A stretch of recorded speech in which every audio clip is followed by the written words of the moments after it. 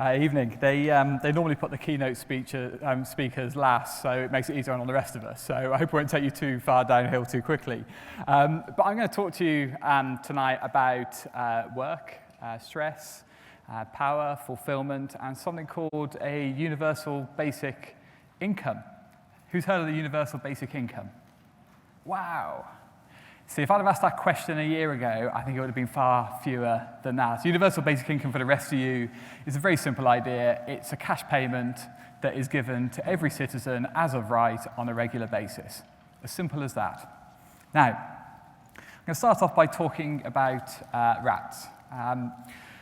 There was a bit of research done in the early 1970s by a guy called J. Weiss involving 3 rats. Rat number 1 was just left to play in its cage. Rats number 2 and 3 had electrodes attached to them, quite brutal. One rat was able to stop the electric shock by getting on its wheel. Right? So it had some agency and power in the relationship, but it was still going to get the shocks. The third rat would just get them, and there was nothing it could do about it. Quite a cruel experiment. The results are kind of interesting, though. Obviously, the rat that was free just to run in its cage, although it was in a cage, that's not ideal, I think we'd agree, didn't show any signs of health impairment through the course of this experiment. You wouldn't necessarily expect that.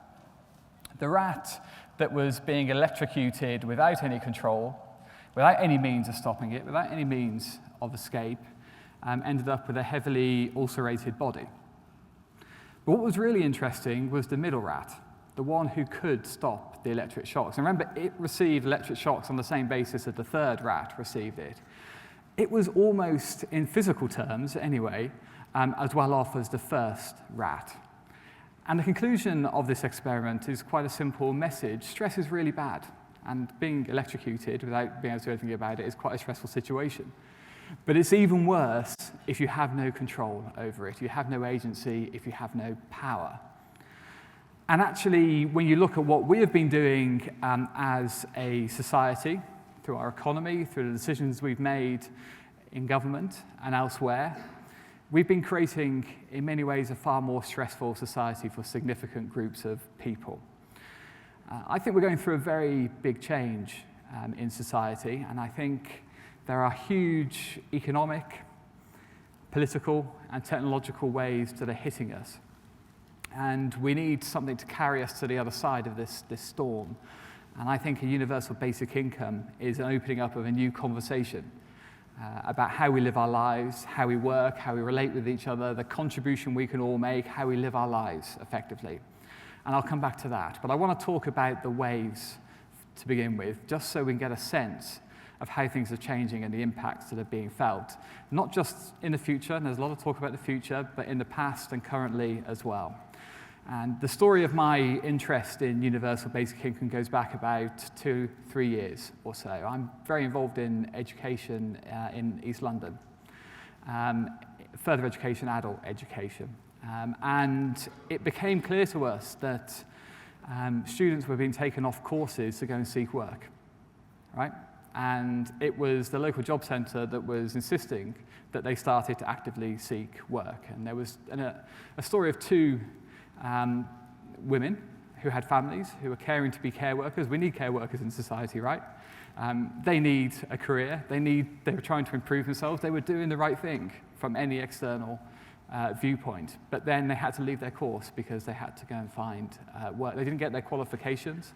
We didn't get 2 care assistants that we need, and they were forced to look for work rather than prove themselves and give themselves better life opportunities. And I thought, this is absolutely bananas.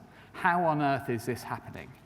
And I thought, well, I'll look into this. And it became clear it was happening because of the type of welfare state that we've built, but then it was more and deeper than that as well. What you realize is a lot of the changes we've been making to economy, politics, society over the last 20 years, it's not just recent, but beyond that, have been creating a situation where people have less power and more stress. So the world of work is radically changing. This is the economic wave. Since 2007, It's been calculated that all the work that's being created in the UK is called non-standard jobs. What non-standard jobs are low-pay self-employment, flexible and zero-hours contracts, and part-time work. That can be fine for some people if that's what you want to choose, but for many, it's all that's available. And not only that, they feel that a sense of need to look for that type of work. People are starting to work in the gig economy, and again, that can be a very good thing. Already 10% of UK workers have done some gig work, so-called gig work, through sharing platforms such as Uber, Upwork, and Handy. 3% do it on a regular weekly basis, but this work can be very uncertain. Income has become incredibly volatile. This is a US case, but some research done by the JP Morgan Chase & Co. Institute, interestingly, discovers that 74% in the lowest 20% of earners experience greater than 30% month-to-month variation in earnings. So this insecurity is happening, bits of work. What's happening is that the old-style job is being broken down into parcels, and people are increasingly doing tasks as opposed to jobs. And this has been a change that's happened in our economy over 20 years, and it's accelerating. Now, there are signs that people are getting more stressed in this environment. There was a recent survey, the British Social Attitude Survey, that shows in the last 10 years, those who are routine or semi-routine workers, working class people effectively, have had a doubling of stress levels at work in the last 10 years. It's now the same as people who are in high pay or professional. So you now have low pay work, high pay stress, the worst of both worlds. People feel that they have less control over their work. An increase in 15% of people said that they don't feel that they can manage their everyday tasks. They don't feel they can plan their everyday work anymore.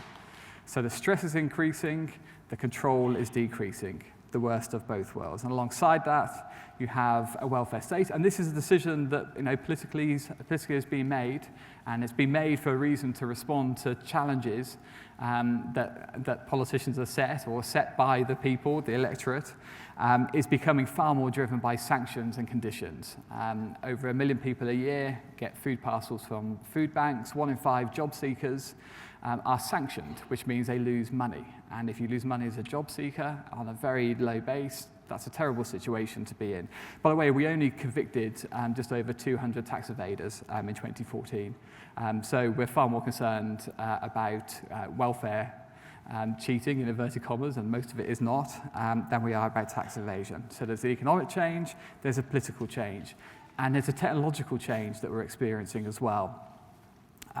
There's been lots of talk about AI, automation, smart robotics, big data, and all the rest of it. There's been a lot of big predictions about how it could decimate the future of work and eliminate up to half of all future jobs. Now, these apocalyptic predictions almost certainly won't come true, but there is little doubt that particular people will be hit in particular ways, and their work will just disappear. I mean, just speak to some London taxi drivers and talk about Uber and how quickly it's a piece of software, basically.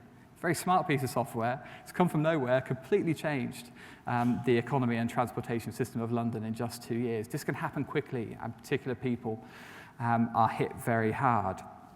So we're seeing this sort of, this triple wave of stress and lack of power, and it could get worse.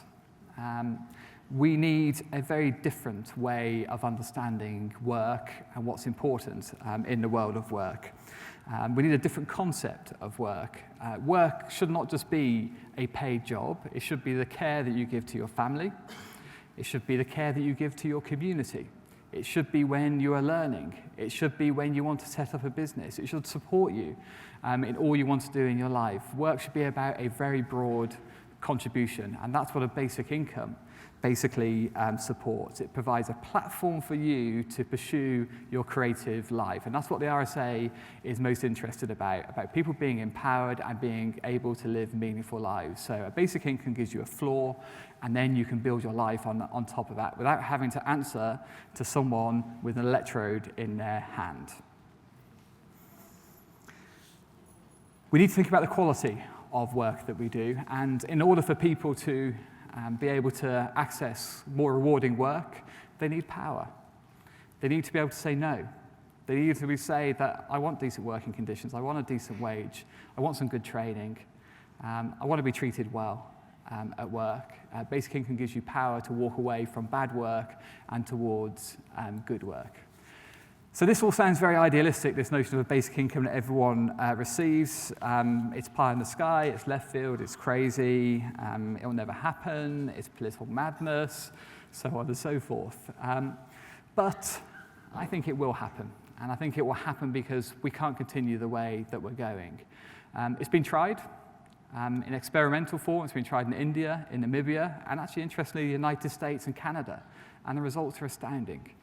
The experiment that they did in Canada led to much greater improvement for kids at school, much greater health and well-being, a much greater sense of security. The research shows this. In India, women who were basically housewives were able to set up cooperative businesses because suddenly they had their own independent support and platform. So wherever it's been tried, it's had remarkable results. And now actually Canada is going to give it a go. Finland is going to give it a go. The Netherlands is going to give it a go. And I think we can give it a go too, because although it's a simple thing, it's something that will unleash us and allow us to think very differently about the lives we live and the lives that we could live. Thank you very much.